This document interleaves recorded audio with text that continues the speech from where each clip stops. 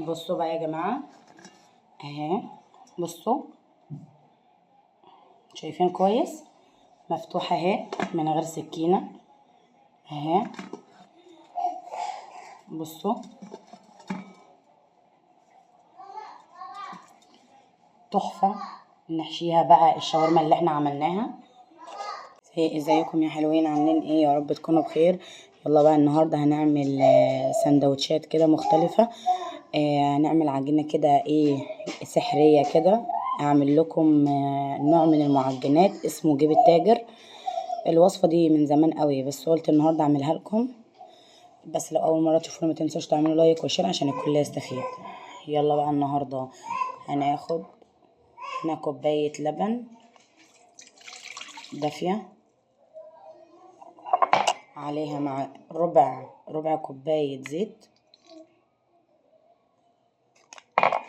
عليهم كيس خميرة فورية، ومعلقة عسل أبيض، معلقة سكر. لو عندك عسل أبيض ممكن تحطي معلقة برضو. هنقلبها بقى.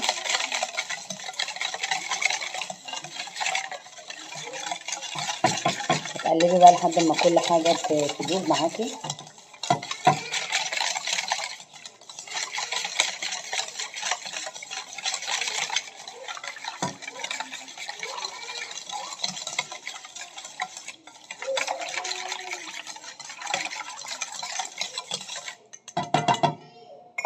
هنا هنسيبها بقى لما الخميرة تشتغل.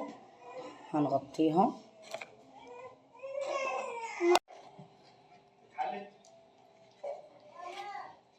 بصوا مادام فارت معانا وعملت كده، بصوا يبقى هي كده العجينة تمام معانا.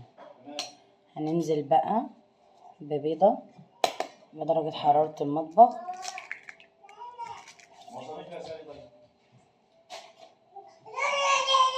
هنضربها بقى كويس لحد ما البيضة تدوب. هننزل بقى هنا ب3 كوبايات دقيق، عليهم رشة ملح بس هننزل عليهم بالتدريج علشان خاطر كل دقيق بيختلف عن التاني. انت نزلي شوية بشوية لحد ما العجينة تلم معاكي. ممكن تحتاجي ازيد ممكن تحتاجي اقل. هنا كده اهو. هي كده هنحتاج معانا هننزل برضو شوية بشوية.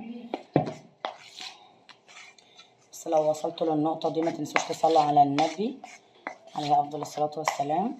واللي ما اشتركش عندي بقى في القناة على اليوتيوب يشترك. هنا اهو. ننزل طبعا برضو.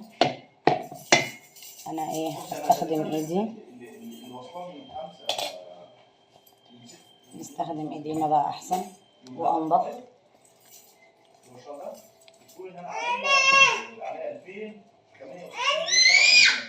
هنا هنستخدم بقية المكونات. هلم العجينة بقى.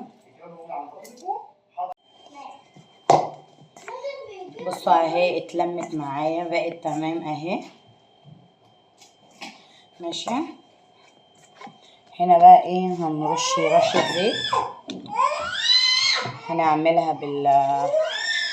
كده ونرش برضو عليها برضو نقطة. نسيبها تخمر. انا ببقى مشغلة الفرن بس يسخن بس حاجات بسيطة. لو انت عندك لمبة في الفرن بتاعك اعمليه. انا اهو هنسيبه بقى يحمر معانا لحد ما نحضر الشاورما بتاعتنا. انا هعمل شاورما احشي بيها. طبعا هنعمل بقى الشاورما بتاعتنا الجميلة عقبال ما عجينتنا الحلوة تخمر. هنا نزلت بزبدة. انا نزلت بلحمة مقطعة شرايح او مكعبات اللي انتوا حابينه. طبعا زي ما انتوا متعودين مني ان انا ما بقلبهاش، انا بس بحطها كلها في السمنة اهي. ما تقلبيهاش بقى غير لما تنزل لما تتشمع من تحت، وبعد كده نقلبها على الوش التاني. بصوا بقى اتحركت معانا بكل سهولة ازاي انا لسه ما عملتش حاجه يا جماعه، والريحه جميله يعني. انا مش عارفه بصراحه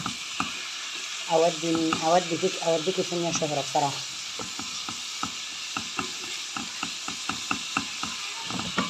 بصوا هنزل بقى هنا بالبصل، هنديله برضو تقليبه.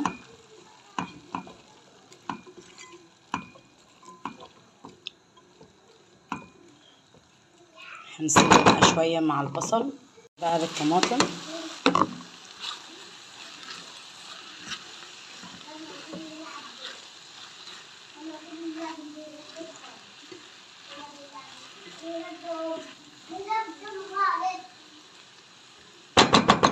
بقى بالبهارات، ملح وفلفل اسمر وبهارات لحمه.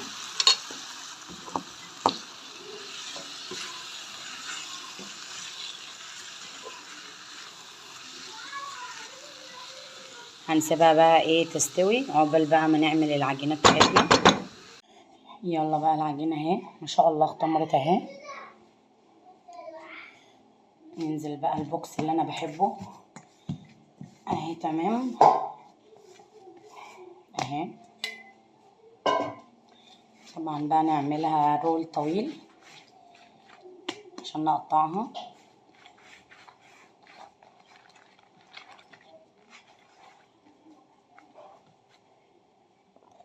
بصوا بقى انت بتقطعي الحجم اللي انت حباه، عايزاه كبير عايزاه صغير براحتك يعني. انا هعمله سندوتشات شاورما فاكيد هيبقى مش صغير. بسم الله.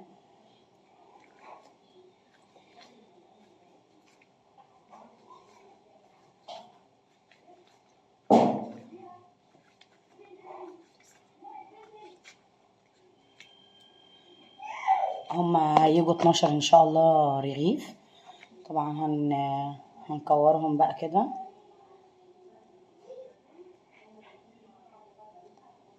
ماشي اهو.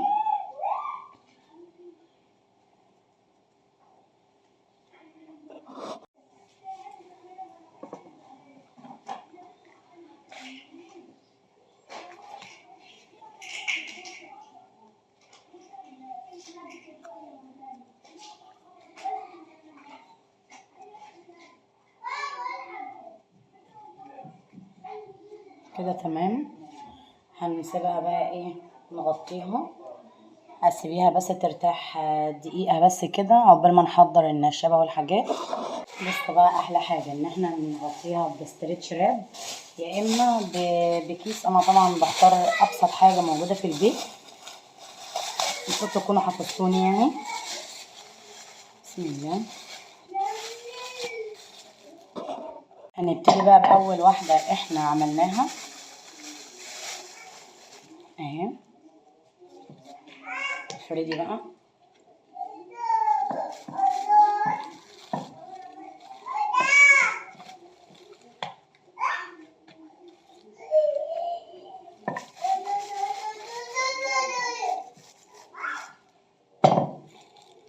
بصوا تتفرد.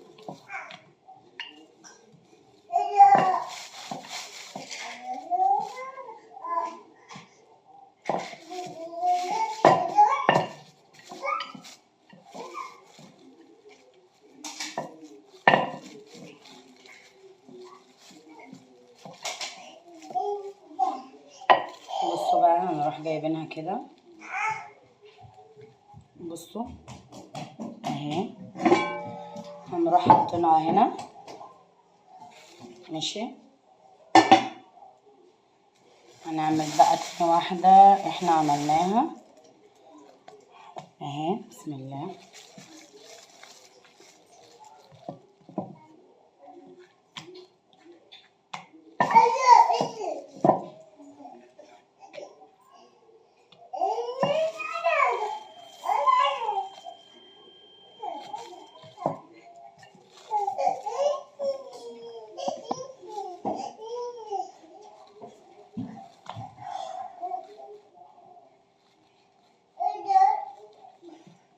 اهي.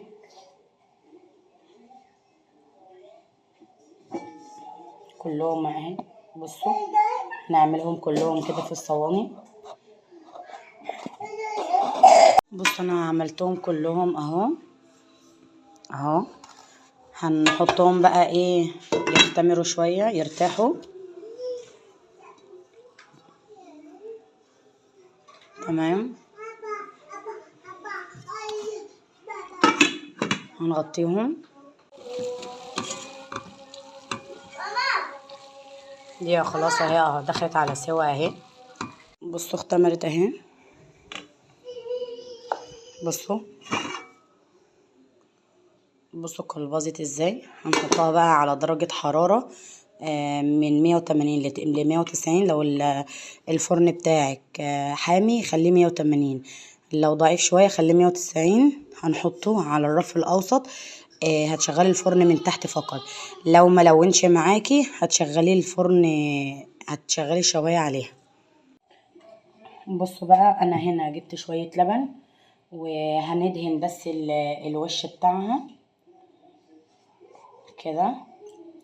انتي بقى لو بتحبي ريحة البيض اوكي اعمليها انتي، بس انا مبحبش البيض. ممكن ايه نفتحها كده كده. انا حابة شكلها كده احلى. بصوا بقى ادهني ايه الوش بتاعها لبن. انتي زي ما انا قلتلك بتحبي شكل ريحة البيض في الاكل اوكي، بس في ناس عندها مشكلة في البيض، وانا اولهم بصراحة ما بحبش ريحة البيض في المعجنات خالص. تمام.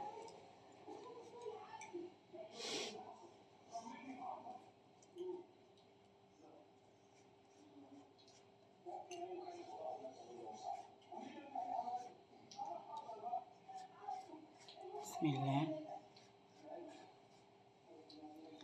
تمام. هنا بقى عايزة تحطي حبة بركة، تحطي سمسم زي ما انا حاطة اللي تحبيه. انا سايباكي براحتك، فنني يا فنان. بصوا تمام اهو ندخلها بقى الفرن. بصوا هنا اهو. طبعا انت هتطلعها من الفرن هتغطيها بس يعني 5 دقايق بس علشان خاطر ما تنشفش منك، ونرجع نفتحها. بصوا بقى يا جماعة اهي. بصوا شايفين كويس مفتوحة اهي من غير سكينة اهي. بصوا تحفة. نحشيها بقى الشاورما اللي احنا عملناها. بصوا ايه رأيكم بقى في العظمة دي؟ بصوا حاجة كده بنت ناس. تنفع بقى سندوتشات للمدارس، للحضانة، لسهرة بالليل، سهرة الخميس. بصوا احشوها بقى طبعا الحشوة اللي انتوا عايزينها. بصوا عايزين اقول لكم ان العيش رائع. طبعا انا عملت السندوتش اللانشون ده ليا انا، علشان انا قلت لازم ادوق بيه اول حاجة اللانشون. ولو الفيديو عجبكم ما تنسوش تعملوا لايك وشير عشان الكل يستفيد. سلام عليكم.